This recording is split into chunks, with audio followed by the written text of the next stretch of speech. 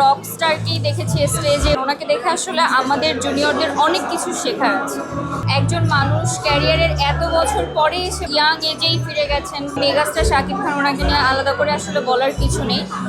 খুবই ভালো লেগেছে যে সামনাসামনি ওনাকে পারফর্ম করতে দেখেছি, এবং উনি রিসেন্টলি রক স্টার করে আসছেন, ওই লুকটাই মনে হলো আমি স্টেজে দেখলাম।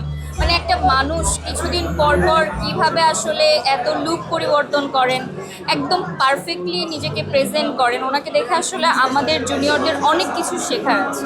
মনে হলো যে রক স্টারকেই দেখেছি স্টেজে, উনি কিছুক্ষণের জন্য আসলেন, পারফর্ম করলেন এবং পুরা স্টেজ মাতিয়ে দিলেন। ডেফিনেটলি, কেন দেখবো না, ওনার প্রত্যেকটা দেখা হয়।